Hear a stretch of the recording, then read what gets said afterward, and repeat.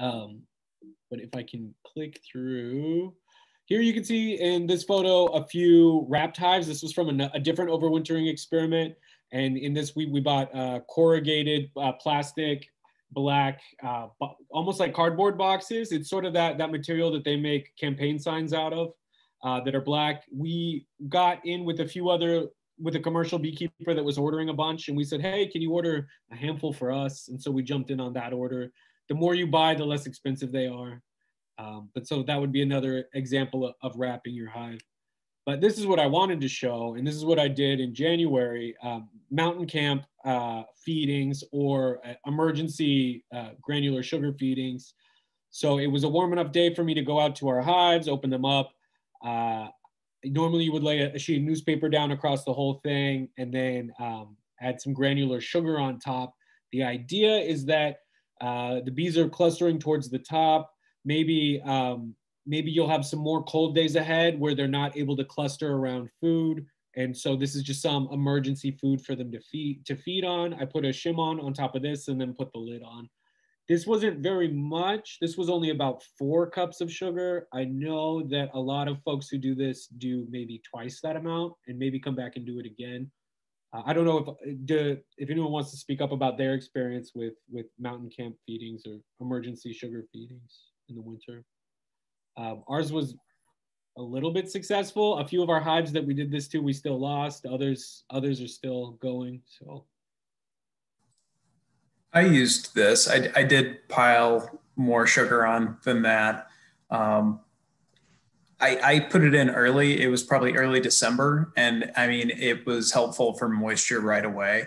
But, you know, they barely touched it still. I think they must have honey stores underneath because they've barely touched the sugar itself. It's been mostly moisture control at this point. So for Nebraska and Iowa beekeepers, by the way, I live a little bit outside of Omaha. Can you make a generalization? Will you pretty much have to put in supplemental feed roughly this time of year? Should I just expect that, hey, I'm going to have to put supplemental feed in roughly this time of year to get bees through it in a Nebraska, Iowa average winter, if there is such a thing anymore? I think that a way that you could avoid this sort of emergency situation is just by making sure your hives are good and heavy going into winter. So whether that means you harvest less honey and you leave a lot more honey frames in there for them, or you invest in sugar syrup, you know, as soon as you get those honey supers off, your supplementary feeding, making sure that they get food stores really high and you got them really heavy. The general rule of thumb is that you want your hives to be a good heavyweight, around 100 to 120 pounds. If you've got 2 deeps on there, you want your hive to be 100 to 120 pounds going into winter. But even then, my hives were all over 100 pounds in October. But my theory is that, well, we had a bad mite year, first of all. So mites were a problem.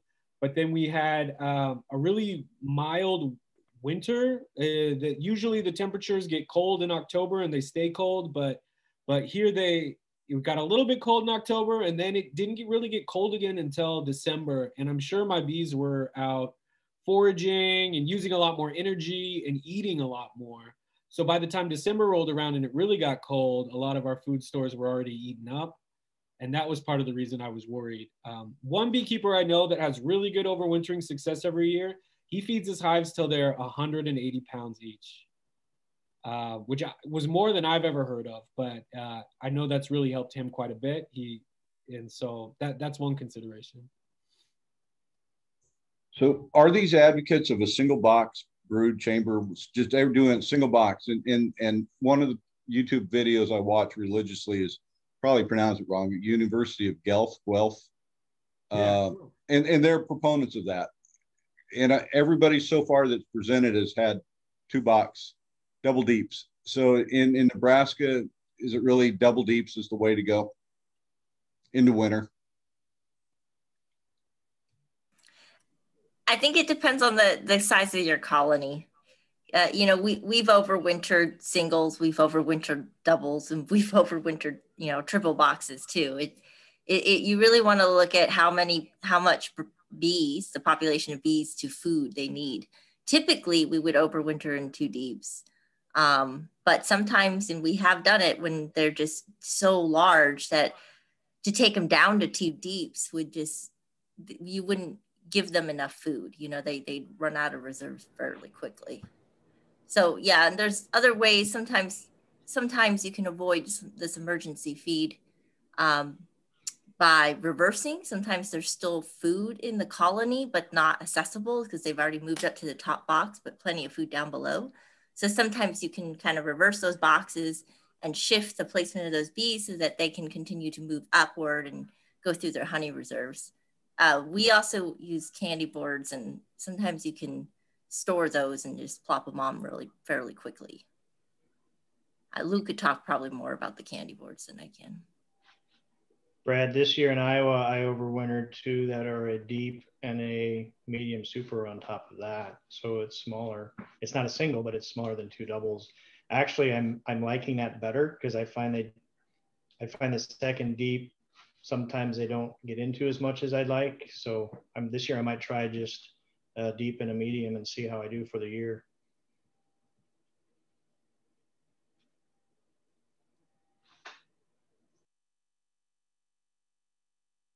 I've never invested. I know we're supposed to be talking about spring and not winter today because it's a little bit too late.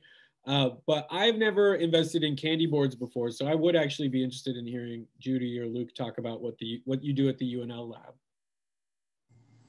Yeah, so with the candy boards, they're really nice. Basically, they're, I think, let me see if I can, actually, when we get done talking about it, I'll share the link that I have on our Great Plains Master Beekeeping, where it talks about how to build a candy board.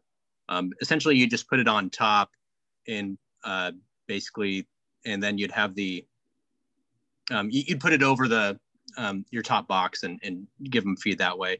I guess we have yet to still check on the hives that we put the sugar boards on, but they're just gives them plenty of feed to just get them through the winter. Because we've in the past invested in fondant, and we just noticed in the spring most of the bees none of the bees really touched it until maybe later in the spring, if even then. So we and sometimes it would come in like a very wet consistency where it was almost like melty, gooey, and so it's not necessarily something we had great experience with in the few years that we tried it. I ended up just taking all what was left over and melting it down into sugar syrup to use.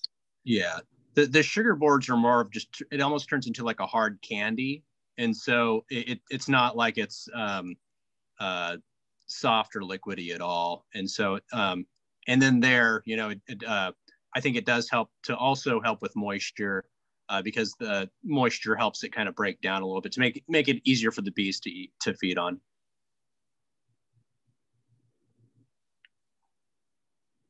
We do. Go ahead. Oh no, you go ahead. I was okay. I was going to say we do have a few questions in the chat. First one says, on my inspection tray, I found a thick, clear liquid. Is it fermented nectar or syrup?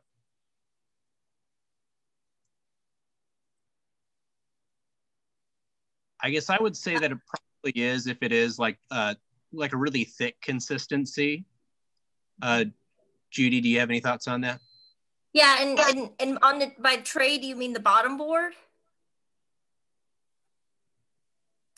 I think they're referring to maybe, you know, syrup that has leaked, or you know, syrup that has leaked down to the bottom board and kind of hardened and thickened. Mm-hmm. Yeah, I've noticed feed will sometimes, if you accidentally spill it, it'll do that too. And so yeah, try to make sure not to spill your feed inside the hive. Next question, this time of year, when you get a few warm days, what kind of food are you putting in your hives to help? At this moment, we're doing the sugar boards, or I guess another thing we've been doing is, if you are checking hives and you have dead outs, if you have food stores, from a dead out hive, you can put that on your hive for feed.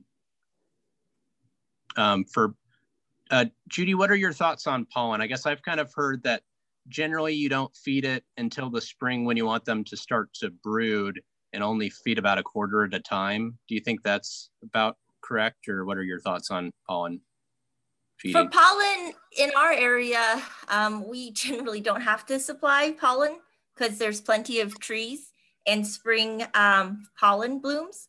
And you can also look, your bees will be pretty active and eager to go in the spring. You'll see bees collecting even non-pollen because they're raring to go. Sometimes you'll see them collecting, you know, things as odd as wood dust because they're so ready to collect any kind of pollens that are available. So in our area, we don't actually feed them any kind of spring pollen supplement, because even if you do, you mix it up, you put it in there. If they've got fresh pollen, they're not going to take it. And it's just kind of a waste of your time, your money. And exactly. It's an attractant for beetles. Yeah, it really. And we are late this year. Our pollen trees, our major pollen source, the first ones that start are the maple trees. They didn't bloom till March 1st, and usually it's the middle of February. And so Bob, where are you located at again, please? I'm sorry, Kansas City. Oh, okay. So you're a couple weeks behind us, but we're 2 weeks late this year. So I wouldn't be surprised if you're a week and a half or 2 weeks late too. Can I just show the candy board picture? Yeah, that'd be great. Sorry, I was trying to pull this up earlier, but this is what it looks like. Right now, if we go, I think Luke will go out next week, but if we open them up, they should be kind of eating away at the sugar. Sometimes they don't eat at it and you can reuse that candy board. Here's one right here where they just ate a little bit of it. We could probably still reuse that candy board. There's still a lot of good feed there. But that's more, Dustin really, was really good about making that and pre-making it. So there's a nice video there for that. So you made all your candy boards. You didn't order them from. Yep. Yeah, exactly. The recipe that Luke was talking about is just his video of how he, it's just the sugar that's cooked down and then solidifies it really into a hardened state. And it's cooked into or poured into this wooden frame. So it's just turned right upside down, right on top of the colony. And then that frame does it sit on the colony with the wooden frame as like sort of a shim? Okay. Yeah, so it's completely wood frame, which is easy to make yourself. And then, you could wax coat it so it doesn't leak or, seal it. But that sugar hardens and it doesn't leak. It's hardened solid. And then the bees will eat at that. It's just a little easier to clean up for us. With the newspapers and all the sugar, it's a little bit easier for us to plop on these and store these too. Is the bottom a solid piece of wood on those? Yeah. Yeah. I did go ahead and share. It's from our website, Great Plains Master Beekeeping and the Bee Facts. If you go and select that link and then underneath, when should I feed bees? It does give instructions on how to build a sugar board or a candy board. And then the video I'll pop in the chat box as well. I just caught a glimpse of it though. You folks are talking about whether it's sugar or candy board. It's definitely right now you'd be feeding a solid form of sugar as opposed to a 1-to-1 syrup or 2-to-1 syrup or anything like that. I don't know. It's spring. I mean, can you promise that it's not going to drop 40 degrees again? It depends on the temperature. Like you really want it consistently above 40 at night just to be safe. Because the last thing you'd want to do is freeze your bees while feeding them.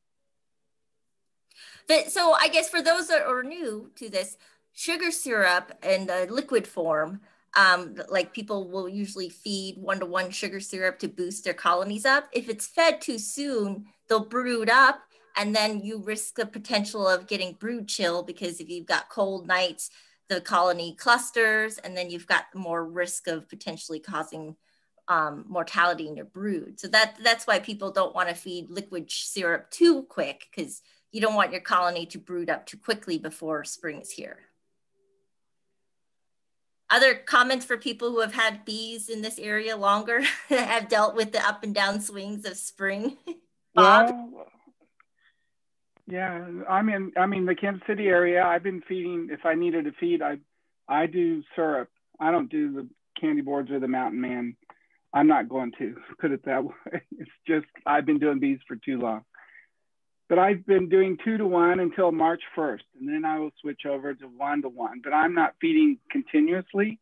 And I looked at the temperatures, and I think it's 60 degrees in Omaha today, and it's going to be 70 for the next several days. It's warm enough. You can feed syrup if you really need to. I like the idea they can take it, put it where they need it. And if you need to, I'm not continuously feeding, but if I need to give them a quart or 2 quarts, you know, they can take it. And that's just for me, our colonies, sorry to interrupt, Bob, go ahead. Go ahead. I was gonna say what we would probably do is take the candy boards off, reverse them, and then Luke will probably start prepping the syrup for it. We usually start getting feed on the end of March, beginning of April, depending on the weather, but it's really nice. It's like summer. We skip spring. Yeah. So they might. Every year is different, that's for sure. But doing your reversals will help. And I like to do reversals too. Yeah. How are your overwintering successes, everybody? Some of my yards, I had 100% survive. Some of them I've lost more than I thought, but it's not more than maybe 15%. And so I'm happy compared to what I'm hearing. I've heard a couple commercial guys that have lost a big number, like 80%. And one in Kansas City and a couple in Nebraska, and it's like a little shocking. That's the case here in Iowa. The commercial folks I've talked to have lost certainly over 50% this winter, which made me feel better because we had pretty high losses. So yeah, I'm in Iowa and I lost 50%, 5 out of 10. Northeast Iowa. This is Rick in Unadilla, and this is our first year overwintering, and we lost 1 out of 3. Good job. Yeah, it's tough. Each year is a little different, but I would see. It's hard to explain why you have losses some years and no losses other years, and it's kind of fun and also infuriating to try to figure it out. But I would suggest that those of you who have had really good overwintering success, just be cautious of your mite loads in the spring and your swarming, because that seems to be things that I have noticed people are challenged with when they have good overwintering success. The following field season is challenged with high mites, lots of consistent mite problems, and then swarming. And the late swarming kind of puts brooding late, and then the mite treatments aren't as effective, and then you have big losses, and it kind of rotates back and forth. So just be careful. If you did have really good overwintering losses, just watch your mites and swarming. Don't gloat too much. But pat yourself on the back. You did a great job. Well, the concerning part is the clusters are not as big as they have been in many years. So, but they're okay. They'll rebound.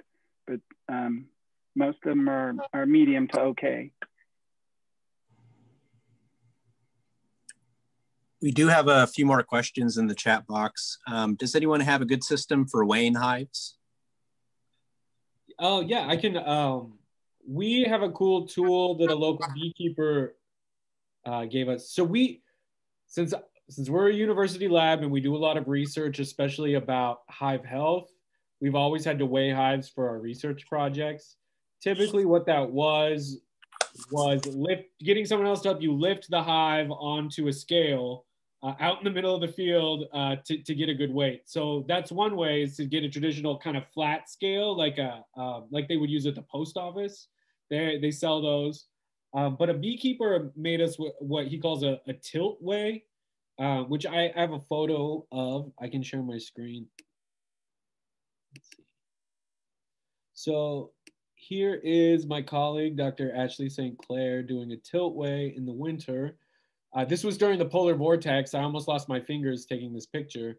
But so what it is it's this little machine and then it's got two kind of hooks on it on each end. So you get the hook under the hive, and then you lift with it's got a little bar on it, so you can lift it just halfway on one side.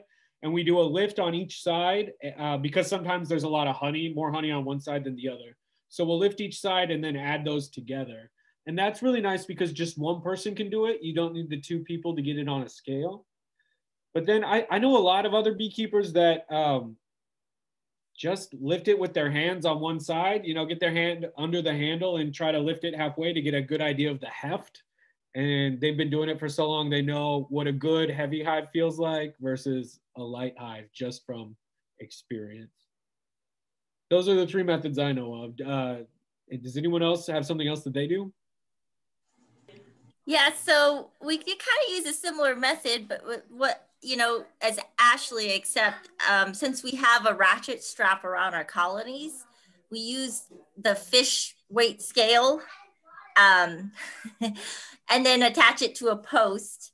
And then we have two students just lift it up really quick and then lift it right back down, and so we're not actually moving the hive on a scale. We're just kind of lifting it up and then bringing it back down. But we also have, the tilt method is also another way of doing it. It's the same very cheap fish weight scale. It's got a spring, so kind of pulling it up, you can kind of get a weight on that.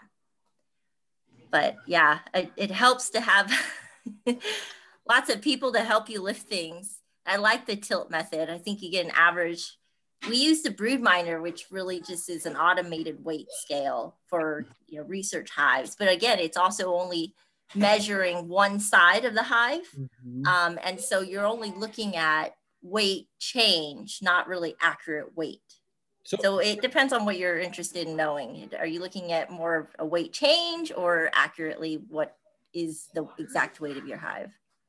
So for those of you that don't know, the broodminder it's a little kind of flat. It's almost like a little 2x4 sized monitor that you can put under the front of your hive, and then you put a 2x4 behind it and it sits on it, and it will you can come and use your phone, I think. Mm-hmm. And if your phone's close with like Bluetooth technology, you should be able to get the weight check. Does it use Bluetooth, or do you have to take it off and bring it back to your computer? I don't remember. No, you sync it with your phone too, and then the data is documented. You can set your data to record every minute, every 5 minutes, every 10 minutes, and you can have real-time data just marking weight changes.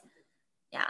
And they've got lots of little gadgets that you can increase, how thorough you're looking at your hive with humidity monitors and temperature monitors and things like like they had a little temperature strip you could put in there too. Yeah.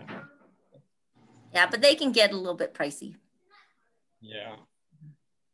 They even have some that are like solar powered too, and like fully automated. They can tell you everything about your hive, except how to keep them alive. We have another question from Jay. If you're doing all mediums, how many would you recommend? How many? Three is equivalent to the 2 deeps. Mm-hmm. And then, let's see, next question. Let's see.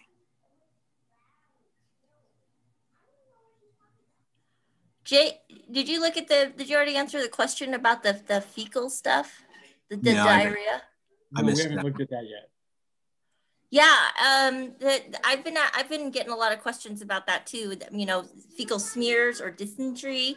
There's a couple things that in the wintertime, sometimes you will see fecal spheres, and it's not always indicative of an issue like nosema. People jump to kind of nosema. That could be a symptom of a nosema issue, but the poop issue can also be water imbalance too. So if you're feeding dry sugars, candy boards, things like that, or have moisture issues in your hives, there could be moisture imbalance issues that cause these kind of diarrhea issues. But right now, a lot of people are also seeing these smears, and that could just be spring cleansing flights. They sometimes the media will catch on and say, you know, something frantically about golden showers. But it's just when it's a nice spring day, the bees are all coming out and they're doing their cleansing flight, and they've just been holding it in for so long, it can sometimes look a little bit brownish or darker in color. But and it can look like just a smattering, and it is. It's just all the bees are coming out and being able to kind of avoid themselves right now. So don't get too worried if you see a lot of poop right now on your hives. That could just be, you know, basic spring cleaning. What are your thoughts if you're inspecting a dead out and you see a whole lot of bee poops inside the hives? Maybe there's still some food or resources in there that you would like to transfer some of those frames into one of your hives that did make it through winter. What are your thoughts on that? Do you think that the risk of, if it were disease related, do you think that there's enough risk to keep you from reusing those frames or putting them in another hive? That's one of those hives that I would mark an X on or put a symbol on and say, look, there was diarrhea on this frame. I don't know if it was a water issue or if it was a nosema issue, but the good thing about nosema is that colonies that are strong and robust in terms of their nutritional diet, they can hold off and fight high levels of nosema with no problem whatsoever. You know, so that nosema is more of a stress disease. So I would mark the top of that frame and run it through my hives. And if I consistently see issues with brood disease or spottiness, then I'm like, okay, no, maybe I need to pitch this frame next year. Yeah. I know I could show my picture now if you want. Oh yeah. It's hard to tell, you know, you don't want to waste resources that the bees that's exactly so where hard I'm at. Yeah, Judy. So my name is Mark. This is what got me here today is I reached out, checking on a dead out. I saw what I'm about to show you, which will make everybody scream, and I talked to my extension office. That got me to Randall, and he said, oh my God, that's nasty. And so invited me to this session to share this, but here, let me do this. And that's exactly my question. I've got a ton of honey in here. It's a good resource. But yeah, I've never seen anything like this. And this cluster they died out. I had 3 of my hives die out during the actual polar vortex. This one looks more like dysentery. Do you still have bees? So no, this hive died out, and they did have a sugar brick. That's what the white is at the bottom center. Those little crumbles it was a dried sugar brick that they ate most of. It's a 2-pound sugar brick. And then this hive was a swarm from the summer that I fed heavily with 1-to-1 sugar and then 2-to-1 sugar. So they had a lot of sugar water feed. I feel like they had a moisture problem, even though I still had the same quilt box and everything. But yeah, when I open this up, my other hives, I will see some of this streaking, you know, the occasional streak or two. And that's not such a big deal, or really never really worries me, but this one kind of freaked me out. And so that's why I was like, man, can I reuse this at all? Is it nosema? Should I just burn all of this stuff and throw it away? I really don't want to, but I also don't want to take the risk of reusing it. And so, you know, I'm thinking about, it's either I just gut it and throw it away, or do I scrape it up, clean it up, burn it with a torch, whatever, you know, and go from there is kind of where I'm at. I mean, Randall, as we talked about, is there a test for the nosema that can be done that I could? And if you still do you have dead bees that are in the hive and frozen, or is it cleaned off? I took a small handful of these and have them in a baggie in the freezer. Cool. Send it to us. We'll check. Who do I send it to? Luke will send you a message with our address. I think he has. Okay. I don't want to give you the wrong address. Yeah, that'd be great. I often do that. No, we'll check. But honestly, you know, I would scrape it down, give it a good clean if you want. I mean, scrape it with a hive tool, get the poop off and get as much of that, you know, that fecal stuff off. And then mark those frames and see how they do. Because it's hard to tell, because a lot of times, and I see you've got some crystal sugar in here too, you know, it like you said, you don't want to throw away perfectly usable hives because they had a stomach bug. That isn't going to be, you know, passed on to another hive or so. But you could just send us those bees. We'll see we see if we have nosema or what we have there. We're not looking for viruses or anything like that, but I would still Yep. suggest that you kind of clean off what you can and mark those frames and just keep an eye on them. Yep. Okay. And then to your discussion, this is what I see in several of my hives that made it through the winter. This is in the warm day, they come outside, and this is outside the hive. They are very much leaving. And I consider this normal and a good sign, or is this normal and boy, they really were on the edge of having a problem? Yeah, again, it's hard to say because we've had people who have had these fecal spheres, and you know, and when I say we're doing nosema analysis, we're looking through the microscope. We're not doing PCR, so there's a difference in the methodology here. Sometimes you get false positives, sometimes you get, you know, false negatives, but it's hard to tell. If this hive is alive and doing great. They're doing awesome. I'm pretty excited about them. So. Right, that's the problem. Is nosema is one of those things where even at high levels, some colonies do perfectly fine, and some colonies do very poorly at very low levels. And so, you know, it's hard to say definitively. Well, and it also depends on the type of nosema. Nosema apis is what causes the dysentery, but Nosema serrana does not. Well, and we haven't seen as much Nosema apis in the past decade, but now that antibiotics have become mandatory, that you get a veterinary feed directive from a veterinarian for your hive, there's kind of been a new resurgence. Well, with European foul brood especially, but I feel like people are seeing more Nosema apis than they have in the past. So. And then I was just gonna say, poop outside the hive is so much better than poop inside the hive. Yeah, like this one is relatively clean inside. There's no problem. There's a great cluster of bees in there doing well. But on that warm day, they came out and just, you know, the top cover, everything is just covered with snow and always, you can, and this was right after the vortex where we had really, really long periods of cold weather. So. And what's the Varroa mite level in this colony? I do not know.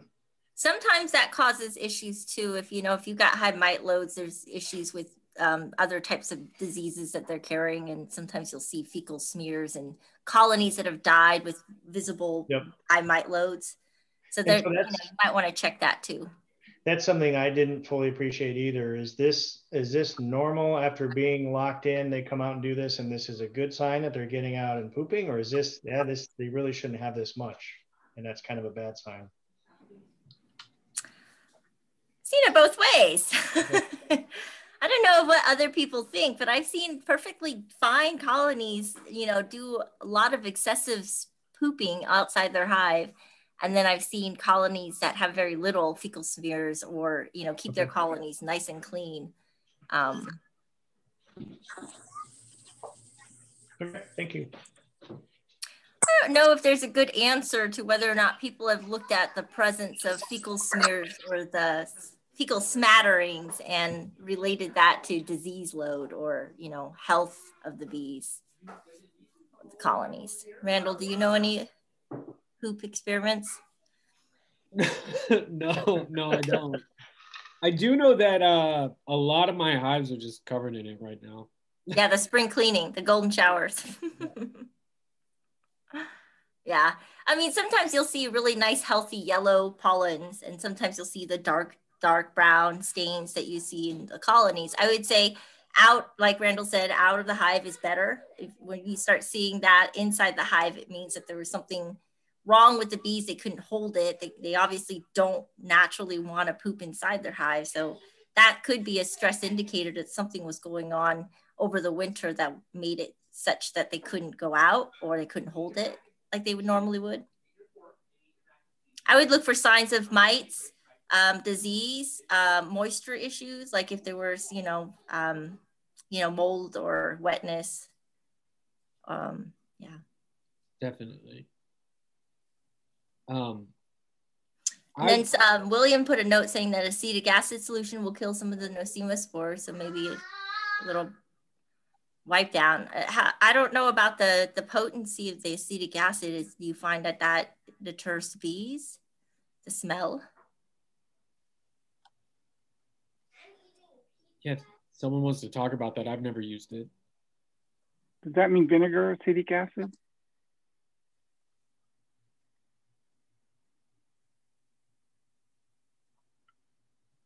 I don't know. Yeah, acetic acid and vinegar are the same thing, just different, can be different concentrations. Do you have a problem with the smell? I don't, but it's like, do you use white vinegar or apple cider vinegar or? Yeah.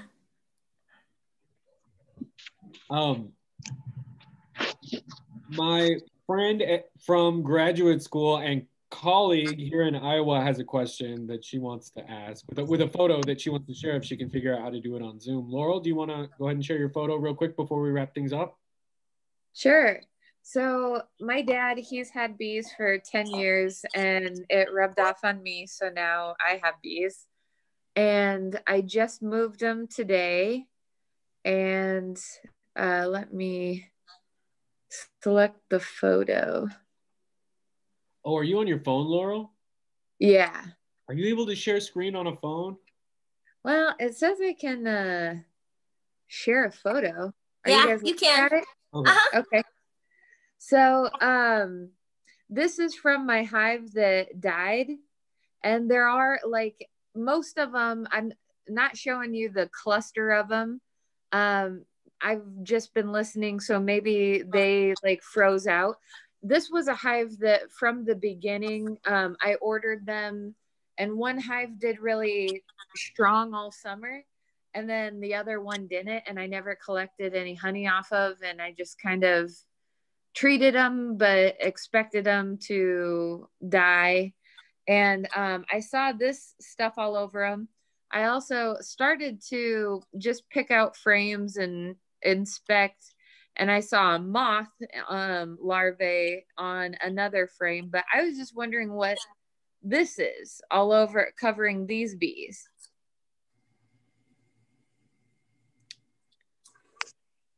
Well, if you have wax moth larvae in there, it's going to be chewing through the wax and crudding the wax right off. Is that what we're looking at? Is just like little pieces? Is it?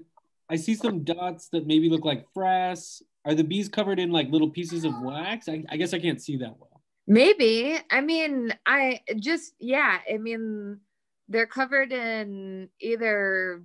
I mean, what kind of would look like bits of pollen or some kind of yellowish dots, and not all of them, just kind of these ones that were at the bottom. But yeah, I was just curious what that might be. And then I had another question that you guys were gonna get to pretty quickly in the queue.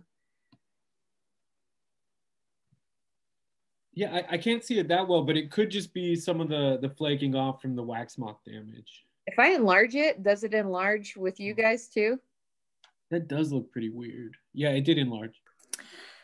Yeah, I agree. I think, there could be two things going on. I've seen wax debris and, and it looks like, especially if you see a lot in the hive and maybe even the bottom board, you might see these little wax debris. Sometimes we do, however, see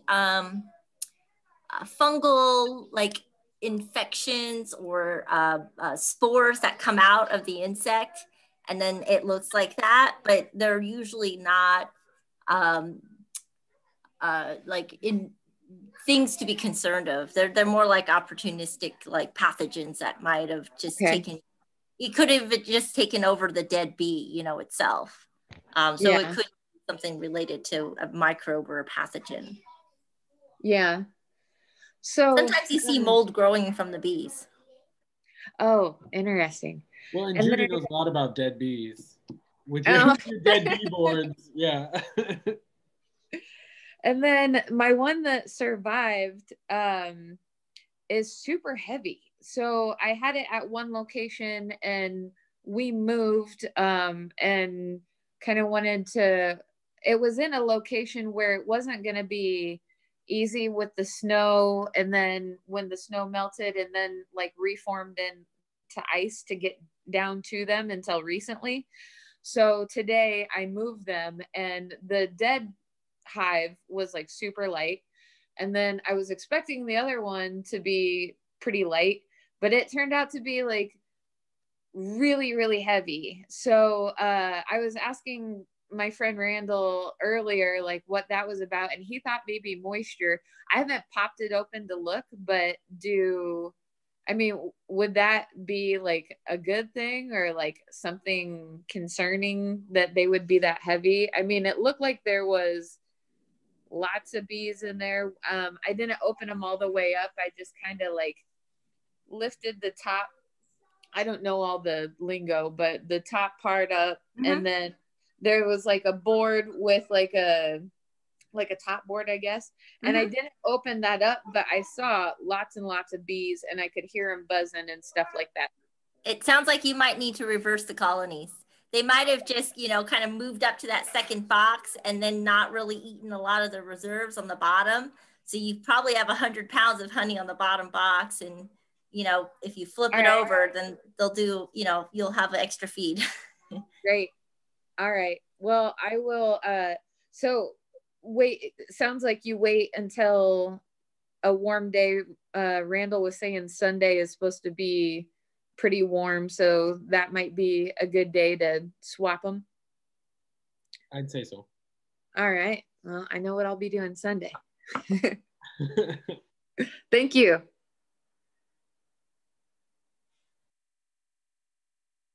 Well, it's after 6. If you guys have more questions or need another opportunity to talk about spring prep, the Nebraska Beekeepers Association second Tuesday seminar is next week? On Tuesday evening, we have another informal Q&A just about spring prep, but more specifically equipment, things. So we invited Warren Nelson from Valhalla Bee, and he is kind of the bee supplier in our area and gets a lot of questions. It'd be nice to kind of pick his brain about what issues people are having and maybe some of his thoughts on some equipment pluses and minuses. I mean, there's so much out there, so much new stuff too. It's nice to kind of connect with him every once in a while to see what's useful and what's not, what's excess. Okay. So you can look on their Facebook page for more information. Randall, do you have any other announcements or things coming up? I think people saw in the email I sent out last week about this happy hour that there's also Michigan Beekeepers Association is having an event. It started on Wednesday, but I think that they are still going to have speakers through tomorrow. So that would be another thing that folks could check out if they were interested. Cool. Thanks everybody. Thanks, have Randall. A great weekend and enjoy checking on your bees this weekend. Thanks, everyone. Thank you for hosting this, folks. It was informative. See you in a month. Take care. Have a nice weekend.